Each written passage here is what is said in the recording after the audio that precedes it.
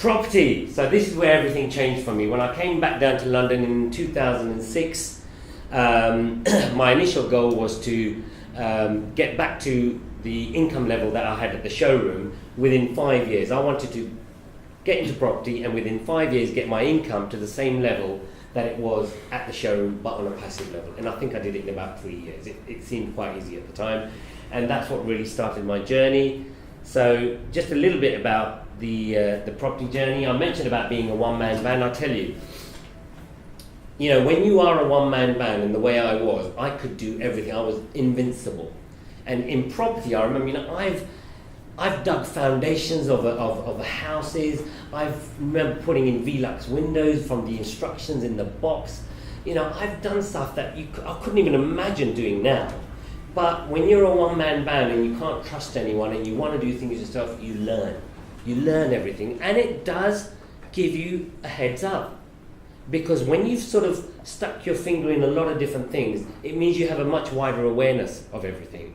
So as a choice, and I think around 2010, my elder brother joined me in my business. So I was already in property. I started in about 2007 sort of time, and started buying property. And in those days, I was doing a lot of internet advertising, leafleting, those kind of things. So I ended up buying property as far north as County Durham and as far south as Isle of Wight, and lots of places in between over those few years. But my brother joined me in about 2010. Faster Property Solutions was born. We started investing in property in London, and as you know, property is expensive in London, and we only put in like about a couple of £100 each into a pot at the time.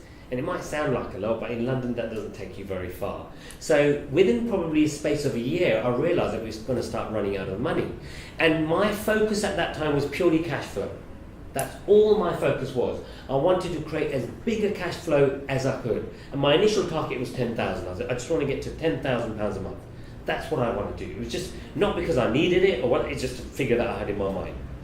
And when we started running out of this money, because we started buying, and one of the other key things I did actually, in those days in 2007, 2008, a lot of people were investing in property up north, especially when I mentioned through the internet advertising, people were buying property up in Scotland and wherever you could buy it. Because in those days, there was the no money down deals, they call them. You could do what they call same-day remortgaging in Mortgage Express. You buy a property, and by the afternoon you'd refinance it and you'd got all your money back out. So if a property was worth, say, 100,000 and you were buying it for 75,000, you could buy it in the morning, and by the afternoon, almost simultaneously, the bank would lend you 75% of 100.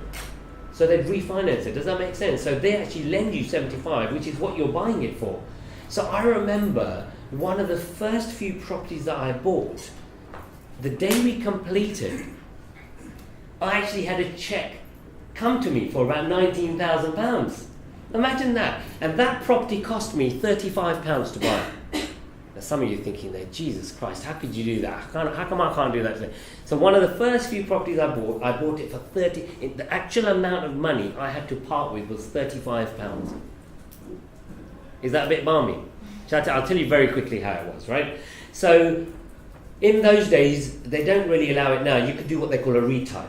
So, let's say I got a valuation done by Mortgage Express, and if I want to then give that property to Surinder, obviously the valuation is in my name, and if I need to pass him the property, I need to do what they call a retype, so they retype it in his name. Does that make sense? So a friend of mine had already secured this property for X, and I bought it off him, and all he did was a retype. So it only cost me a retype fee of £35. That's what it actually physically cost me. Because the solicitors and all of those expenses come from the completion, right, at the end. So what happened is, long story short, let's say the property was worth, I don't know, I'm going to give round figures of 250,000. This was in SE18 in Woolwich, Plumstead. Property was worth 250,000. I was buying it for about 180,000. So 75% of 250 is 200,000.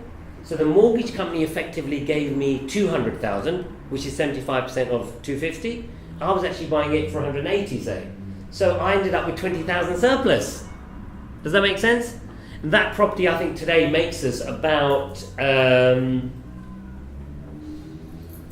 it makes us about, this tells you how much out of touch I am because I don't even manage our portfolio anymore. But I think it roughly makes about net, that property makes us about £3,000 a month, one property. One property.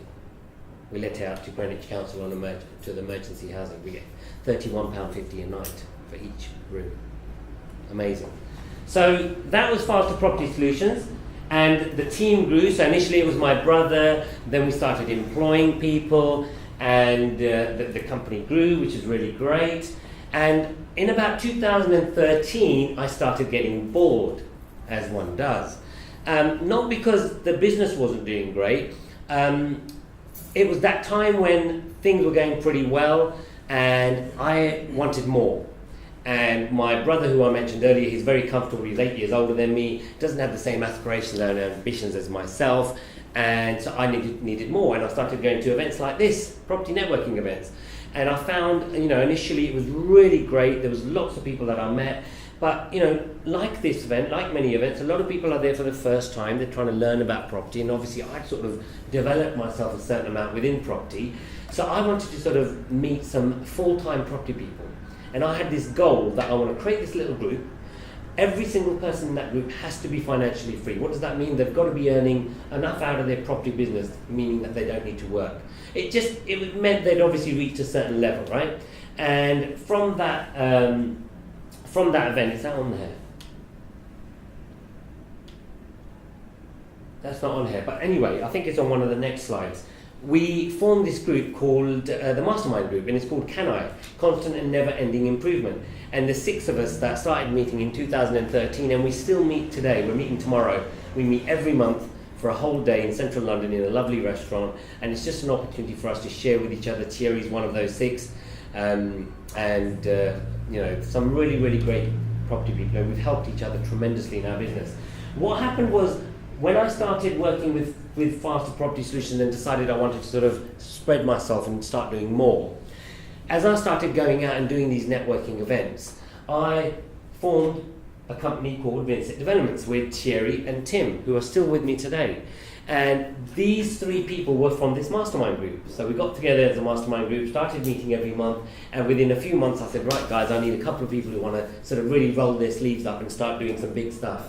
And Thierry and Tim, we're still together today, sort of stepped up and we started doing work ourselves. At the time I also interacted, this is about a year and a half ago, a chap called Am Kainth. He formed a group called Invest 500, and there's 4 of us in this group, and we basically each put £500,000 into a pot each, so we had a pot of £2 million, and we started doing bigger deals that we wouldn't ordinarily do. And that happened during most of last year. What actually happened though, is I realised from being a one-man band, I was doing all these different juggling acts. So I had Faster Property Solutions as one hat, I had the business called Invest 500 as another hat, and then the business I was doing with Tim and Thierry.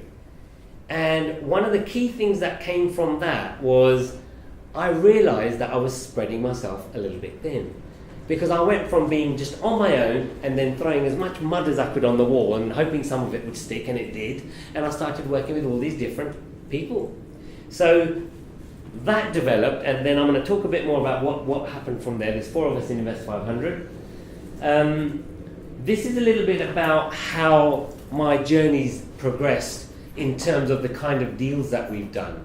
So it's like anything, some of you are in the room here who are just starting out in your property journey. You want to now maybe buy your first property or your second property. You want to start creating some cash flow, and you're looking to develop your business in that way. Well, that's exactly what I did.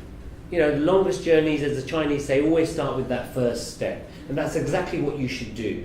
Be very clear about what you want to do, but that is the direction you want to go, so that's what you start doing. So I mentioned earlier that I started running out of money. When I joined my brother, and within the first year we started running out of money. The thing was, I still wanted to create cash flow. So I thought, if we're running out of money, how do we carry on creating cash flow? So I knew that the only way I can do that is buy a property, develop that property, let out that property, but refinance it, and I need to pull all that money out. So you couldn't do that in London.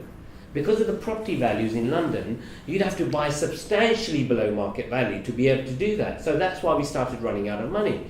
I came across Leeds. It wasn't, again, planned. The only thing that was planned was that I knew I had to find a strategy where I could do the property business and not leave money in the pot. Does that make sense? So Leeds came across, and this pub is actually one we did afterwards, but when I first started investing in Leeds, I remember buying a property which someone had obviously started working on. It had no ceilings in this property. I mean, literally, you could stand on the ground floor, you could see all the way to the top. It was almost falling apart. And it was a little bit of a punt. Obviously, you've always got to take a punt. It was also in LS12, which is an area called Armley in Leeds. It's one of those tier 2 areas, so it's not where your accountants and doctors are going to live. And what I mean by tier 2 is those kind of areas you might be buying property for, say, £250,000. This property we bought for, I think, £84,000. £84,000. And when I was buying that property, I sort of created some contacts there, right? Because obviously, if you're going to go into a new area, you're going to have to create some contacts, right?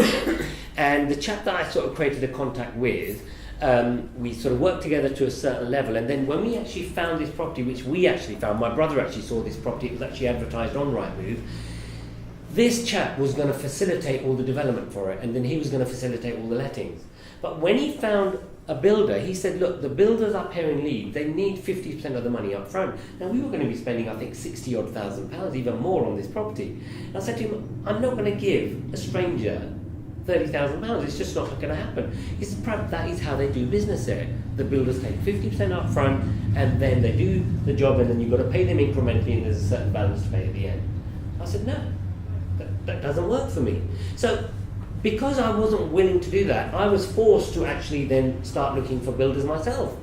And I eventually found a couple, went up to Leeds. One day, I had £5,000 in my pocket, because my intention was to start working with a builder. Met Andy, who we knew had done a few jobs up there, complete stranger to me. We went out for a drink, had lunch together, and by the end of that lunch meeting, I handed him £5,000, and away we went. Now, obviously, that was a little punt I had to take with him. I had an agreement with him. I said, listen, Andy, I'm not willing to do what all these other builders are saying that I've got to do. I'm happy to give you £5,000 to start with, and then each week, you send us some photographs of the work you've done. My brother, who's the project manager in all of the deals we did at the time, he'll have a look at those, okay it, and we'll send you some more money. And that's what we did. And that started back in 2010. And Andy was working for us until last year, when I actually decided I wasn't going to buy any more property for cash flow. And he done, I don't know how many deals we've done up there, but we've got, I think, about 60 or 70 tenants up in Leeds alone. And this was one of the deals. That one actually, the first property we bought, studio earns about £400 a month, so that's £3,200. That property earns us about £2,000 a month up in Leeds. Can you imagine? Aldermore. Paragon go into it. Paragon went back into the property. A few months later, got valued at 170 something, pulled all the money out. Infinite return, because there's no money left in the property. Pretty good, right? And that's what I carried on doing in Leeds. This was another great acquisition. Again, this was around 2013-ish, probably during the recession time, when everyone was throwing away property, didn't want anything to do with it. It was a pub. It'd been in the auction. It'd been in the open market. It was again in LS12, in a tier 2 area, not the best of areas. Huge building, needed a lot of work going to it, so most people were probably scared off by it. I went in, saw the first floor. Even if the ground floor of the pub, because it used to be a pub, right, it's closed down, even if that stays vacant, we've got 8 rooms on the first floor. That's over £3,000 a month rental we can make out of it. Anyway, by that time, Andy was doing a lot of work for me, so he even went to the auction to bid on this for me up in Leeds, right? So Andy bid on this. We bought it for £91,000. I don't think we even had anyone bidding against us, but we bought it for £91,000. We spent, nearly £100,000 refurbishing it. In this one, it was Aldermore Commercial that went in only a few months later. Aldermore Commercial went back in, valued it at £321,000. Suddenly, there was equity created of 135%. Zero left in. Zero money left in again. Infinite return. Absolutely brilliant. That's actually gone from 8 to 13 rooms now, because we stuck another 5 rooms in the loft. So there's 13 rooms there. The ground floor stayed empty. The council wouldn't let us develop it in residential because it's an employment area. They were being stubborn about it. We've eventually now found that's the corner. Used to be our office actually. We had someone. We used to employ someone full time in Leeds to manage all our portfolio there, and that was our corner office, which is now a takeaway on the ground floor, which someone rents. Then, as I had met Tillyer in 2013, we started doing more creative deals, and now these are great, guys. One of the things you really want, for those of you who are new to property, you want to look at these couple of deals that I'm going to show you now and really open your eyes to what's possible, because there's so many creative deals you can do out there. You've just got to be willing to go out there and actually make solutions happen for people. That's the key here. So this was a bungalow in Bournemouth. So Tillyer, one of the key strengths he had was lead generation. So he's got a lot of experience over the number of years for getting properties from the internet. You know, when people are going to the internet saying, I want to sell my house, or I'm in difficulty, he'd be the kind of person who'd get that lead. This was one of the leads that he got in Bournemouth. Where we came together was, it was my finance, his lead. Work together, create a solution for ourselves. So what happened here, there was a lady here, like so many people in property, you'll find so many people out there in property who are asset rich but cash poor. You know what I mean by that? They're sitting in properties with hundreds of thousands of pounds equity in them, but they don't have money themselves. Anyone driven down those really posh areas, and you look outside and you see cars outside that are worth £500? What's that? Anyone seen that? You see it all the time. Just travel to any wealthy area and just drive around, and you'll see those properties that I'm talking about. They're usually a little bit more tired looking, and so many people out there. She was an example of someone who had zero mortgage. Her bungalow was worth, I think, about 225,000 done up. It needed a little bit of TLC, nothing major. Now her key thing was, this is the bit where it gets creative. So you've got an old age pensioner who wants to move to Ireland. She can't move to Ireland because she hasn't got any money. Yeah? It was going to cost her about 11 or 12,000 pounds to physically move, transport all her things. And what she wanted, and this was the key thing, what she wanted was the flexibility to go to Ireland and to find somewhere there that she can buy, but in the meantime stay with her friend, not be rushed to buy something, but if she did find something, she wanted £100,000 to be able to do that. So this is the solution we came up with. We said, we'll pay for your moving costs. Okay, so we didn't even buy this property, we bought it on what's called an option. For those of you who don't know what an option is, it's just a legal agreement to say that we will buy your property, but we didn't exchange on it. So we had an option on this property. We said to her, okay, we agreed a price of £170,000. So we say to her, we'll buy your property for £170,000, but today we'll give you £12,000 to move.